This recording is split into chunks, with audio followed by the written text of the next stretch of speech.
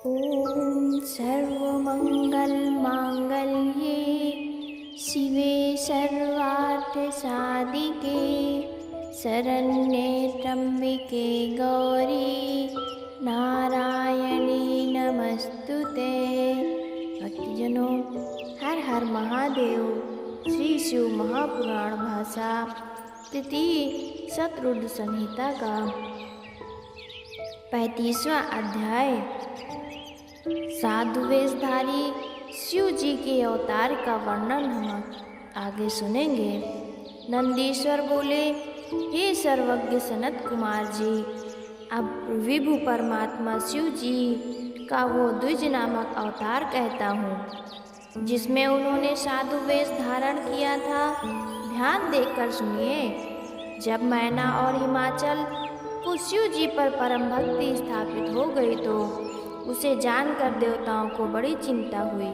वे परस्पर ये परामर्श करने लगे कि यदि गिरिराज अपने एकांग भक्ति से शिव जी को अपनी पुत्री दे देंगे तो निश्चय ही शिव जी के निर्वाध पद को शीघ्र ही प्राप्त हो जाएंगे, और यदि कहीं ये अनंत रत्नों का आधार शैल मुक्त हो गया तो फिर पृथ्वी रत्न गर्भा कैसे कहलाएगी? तब तो इसका नाम ही व्यर्थ हो जाएगा। फिर ये पर्वत अपने स्थावर रूप को त्याग कर दिव्य रूप धारण कर लेगा और शिव जी को कन्या देकर शिवलोक को प्राप्त कर लेगा। इस प्रकार की मंत्रणा कर देवता गुरु बृहस्पति के घर गए और उनसे कहा कि आप महादेव जी की निंदा करने के लिए हिमालय के घर जाइए, जिसमें हिमालय शिव भक्ति से विरक्त हो और श्रद्धा से पार्वती को शिव जी के लिए देकर यही मुक्त प्राप्त कर पृथ्वी पर रहे। तब देवताओं के इस वचन को सुनकर बृहस्पति जी विचार कर उनसे बोले कि चाहे तुम सभी लोग या तुम में से कोई एक देवता इस कार्य को करने के लिए शैल के पास जावे और अपना मनोरथ पूर्ण करे, परंतु मैं यह कार्य करने में असमर्थ हूँ। अथवा ब्रह्मा जी से कहकर अपना कार्य कराओ। बृहस्पति जी से कोरा उत्तर पाकर देवगढ़ ब्रह्मा जी के पास गए और अपना वृतांत कहा। ब्रह्मा जी ने कहा, मैं दुख देने वाली और कलहकारिणी शिव जी की निंदा नहीं करूँगा। तुम सब स्वयं कैलाश पर जाकर शंकर को प्रसन्न कर उन्हीं को हिमालय के घर भेजो। भगवान शंकर ही हिमालय के घर जाकर वहाँ अपनी निंदा करें, क्योंकि पर निंदा विनाशक है और यदि कोई स्वयं ही अपनी निंदा करता है तो उससे यश होता है। ये सुन देवता कैलाश पर शिव जी के पास गए और प्रणाम कर उनसे सब वृतांत कहा। शिव जी ने हंसकर स्वीकार किया और देवताओं को आश्वासन दे विदा किया। पश्चात भक्त वत्सल माहेश भगवान शंकर ने हिमालय के पास जाने का विचार किया। दंड तथा छत्र धारण कर, दिव्य वस्त्र पहनकर, उज्ज्वल तिलक लगा और हाथ में स्फटिक की माला और गले में शालिग्राम धारण किए।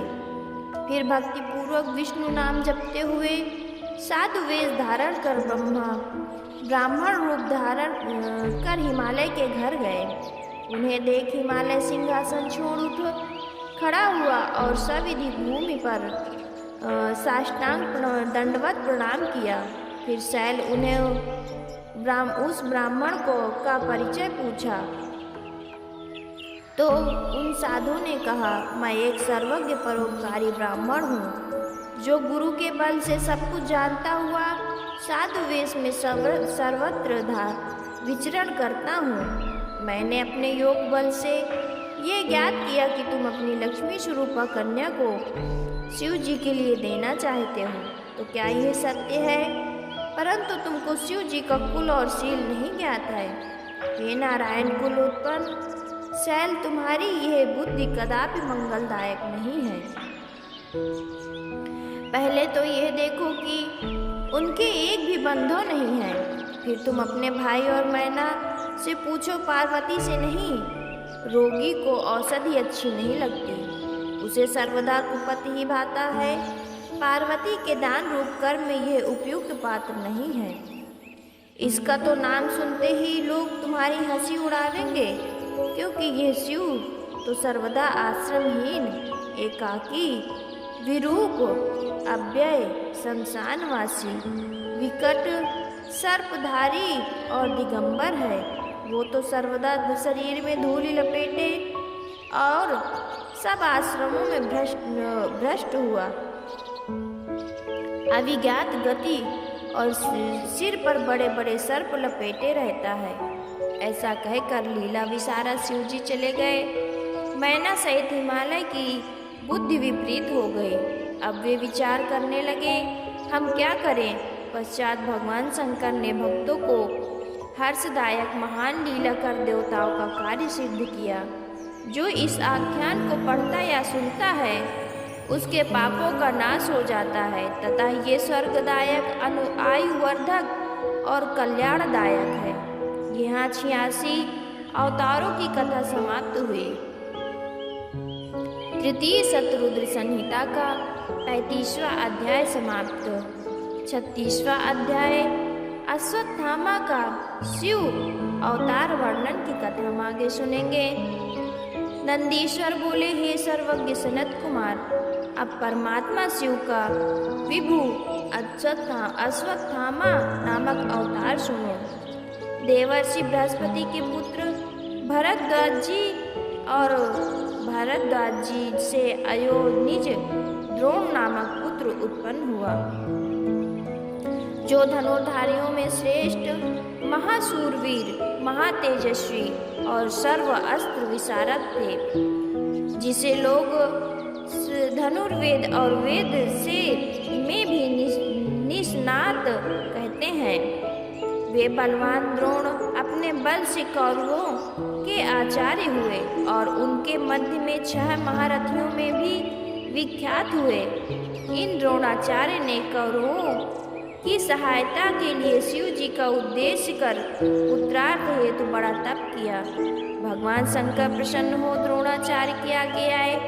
उन्हें देख द्रोणाचार्य बड़े प्रसन्न हुए। फिर हाथ जोड़कर नमस्कार कर प्रार्थना करने लगे। उनकी स्तुति और तप से प्रसन्न हो भक्त वत्सल भगवान शिव ने संतुष्ट हो वरम ब्रूह कहा।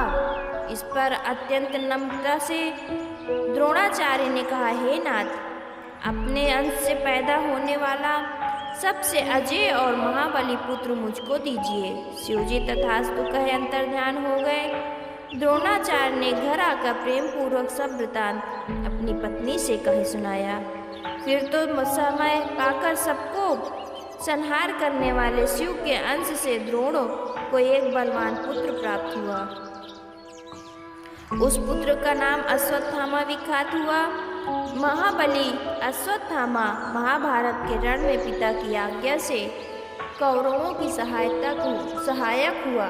फिर तो उसी महावीर विद्वान अश्वत्थामा पर का बल पाकर कौरव इतने अजेय हो गए कि संपूर्ण पांडव उन्हें कौरवों को जीतने में सामर्थ्य न हुए और नष्ट प्रज्ञ हो गए। तब कृष्ण का उपदेश पाकर अर्जुन ने दारुण तप कर सब अस्त्रों को प्राप्त किया और उन्हें समर में जीता। शिव जी के अंश से उत्पन्न होने के कारण ही अश्वत्थामा इतना वीर हुआ कि उसने यत्न पूर्वक रक्षित पांडवों के पुत्र को मार डाला और कृष्णादि भी उसके बल को रोक ना सके। परंतु जब पुत्र शोक से व्याकुल अर्जुन रथ पर चढ़कर श्री कृष्ण जी के साथ चला तो उसे आता देख अश्वत्थामा भाग चला और अर्जुन पर अपना ब्रह्मसर नामक अस्त्र छोड़ उसे मारा, जिसके प्रचंड तेज से दिशाएं व्याप्त हो गई। प्राणों पर आपत्ति देख उसने श्री कृष्ण से उनके निवारण का उपाय पूछा तो श्री कृष्ण ने कहा, अश्वत्थामा का यह महादारुण अस्त्र है जिसके समान घातक कुछ नहीं है। अब इसका यही एक उपाय है कि तुम अपने प्रभु शंकर को शीघ्र ही स्मरण करो, जिन्होंने कार्य करने वाला तुम्हें भी बड़ा अस्त्र दिया है। उसी शिव अस्त्र से इस तीव्र अस्त्र के तेज को नाश करो। ऐसा कहे श्री श्री कृष्ण सहित अर्जुन शंकर जी का ध्यान करने लगे। अर्जुन ने शिव जी की स्मरण कर जल का स्पर्श कर प्रणाम करके अपना शैवास्त्र छोड़ा। यद्यपि ब्रह्मचार अस्त्र निष्फल क्रिया वाला ना था, तथापि शैवास्त्र के तेज से शांत हो गया। तब अश्वत्थामा ने इस संसार को पांडवों से सर्वथा रहित कर देने का अभिप्राय से उस अस्त्र को उत्तरा के गर्भगत बालक पर उसका नाश होने के लिए चला दिया। श्री कृष्ण जी समझ गए। उन्होंने अपना सुदर्शन चक्र भेज उत्तरा के गर्भ की रक्षा की। शिव जी की आज्ञा से गर्भ को कुछ आघात न पहुंचा। शैवराज श्री कृष्ण ने सब पांडवों को ब्राह्मण श्रेष्ठ अश्वत्थामा के चरणों में गिरवाया। अश्वत्थामा प्रसन्न हो कृष्ण सहित पांडवों को अनेक वर देने लगा। इस प्रकार महेश्वर प्रभु ने द्रोणी रूप से पृथ्वी पर अवतार लेकर ये परम लीला की। संपूर्ण सिद्धदायक शिव जी का अश्वत्थामा नामक अवतार तुमसे कहा। जो मनुष्य भक्तिपूर्वक सावधान हो, इसे सुनेगा तो कीर्तन करेगा, उसके सभी मनोरथ पूर्ण होंगे और अंत में शिवपुर को जाएगा। तृतीय शत्रुघ्न संहिता का 36वां अध्याय समाप्त। भक्तजनों, हर हर महादेव, हर हर महादेव।